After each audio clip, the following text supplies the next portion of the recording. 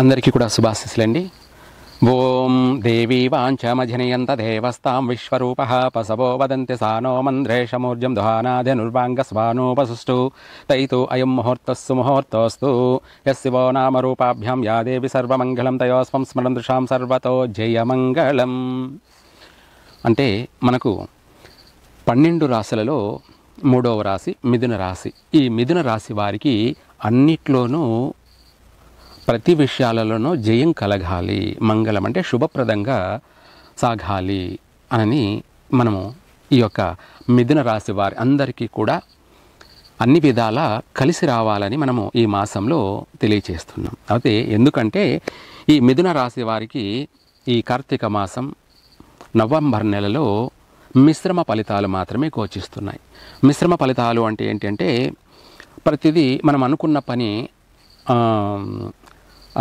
ముందుకు సాగకపోవడం, అలాగే ఏ పని పట్టుకున్నా కూడా ఒకవేళ మధ్యలోనే నిలిచిపోవడం, లేదంటే ఆ పని చేయాలంటే కష్టం మీద ఎన్నో పాటలు పడి ఎంతో కష్టపడి శ్రమపడి దాన్ని సాధించడం కానీ ఇలాంటివి అధికంగా ఉన్నాయన్నమాట. అందుకే మిశ్రమ ఫలితాలు అంటే అధికంగా కష్టపడి సాధించుకోవడం.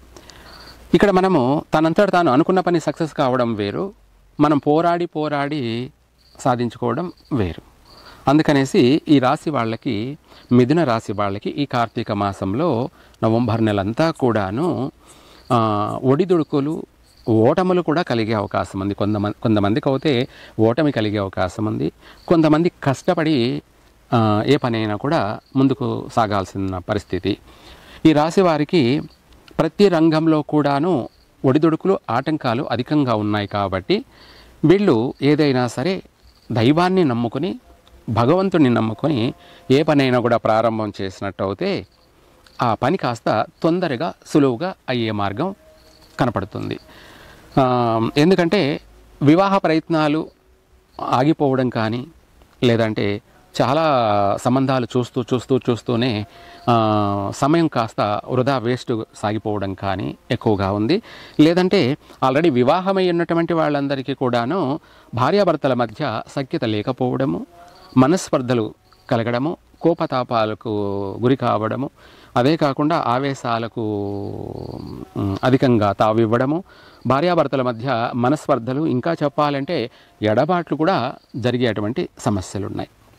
అందుకనేసి ఈ రాశి వాళ్ళు వీలైనంత వరకు కూడా భార్యాభర్తలు బాగుండడానికి చక్కగా నల్ల చీమలకి బెల్లం కానీ, చక్కెర కానీ, లేదంటే బియ్యం కానీ దానం చేయండి.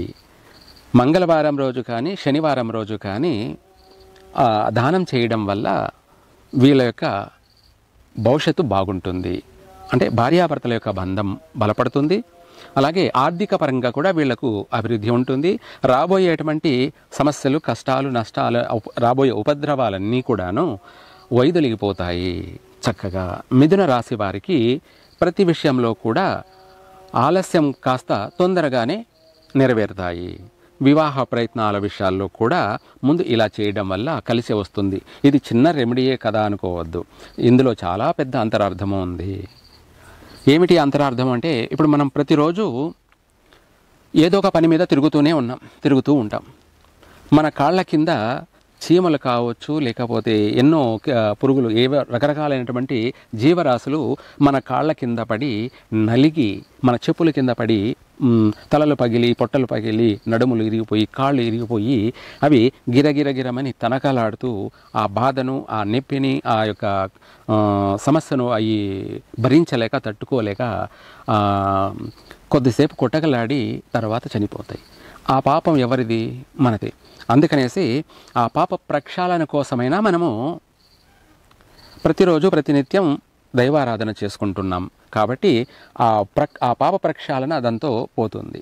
ఇంకా కూడా చెప్పాలంటే అంతకంటే మించి మనకు శుభాలు కలగాలంటే అదే చీమలకి మనము బెల్లం కానీ, బియ్యం కానీ, చక్కెర కానీ దానం చేయడం వల్ల శతకోటి పాపాలైనా సరే ప్రక్షాళన జరుగుతాయి.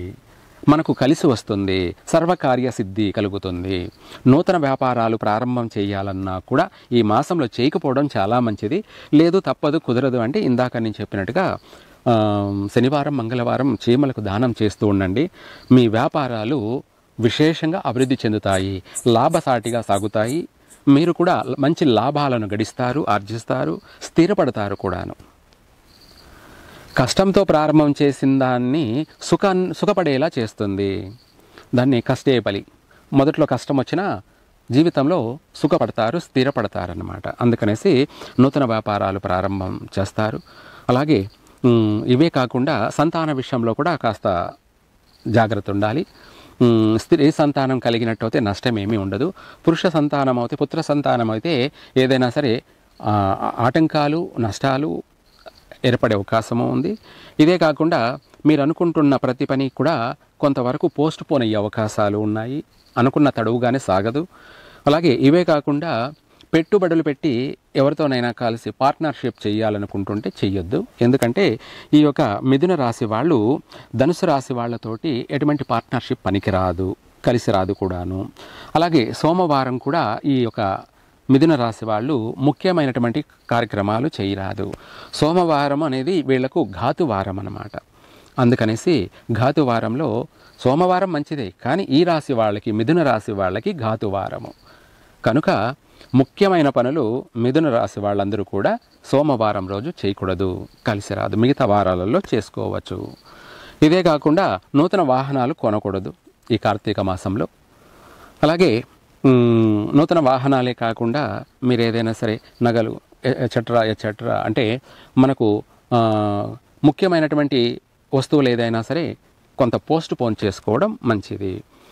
నగలు కొనడం అనేది మనకు తర్వాత మళ్ళీ ఆ నగలను మళ్ళీ మనము ఎప్పుడు అయితే కొన్నామో వాటిని మళ్ళీ తిరిగి అమ్ముకోవాల్సిన పరిస్థితి వస్తుంది. అందుకనేసి మంచి రోజు, మంచి మాసాల్లోనే కొనుక్కోవడం వల్ల మనకు కలిసి వస్తుంది, ఇంకా కూడా కొనగలిగేటువంటి స్థాయికి ఎదుగుతాము. ఇదే విధంగా ప్రతి విషయాలలో కూడాను ఈ రాశి వారికి అంతంత మాత్రంగానే ఉన్నందువలన ప్రతి విషయంలోనూ ఆచితూచి అడుగేయాలి, లేదా పెద్దవాళ్ళ సలహాలు పాటించాలి. ఎవరైనా గైడెన్స్ తీసుకొని దాని ప్రకారంగా నడుచుకోవాలి. అది కూడా మంచి వాళ్ళ సలహా పాటించాలి. విదేశాలకు వెళ్ళాలనుకుంటున్నటువంటి వాళ్ళు కూడా పోస్ట్ పోన్ చేసుకోవడం చాలా మంచిది.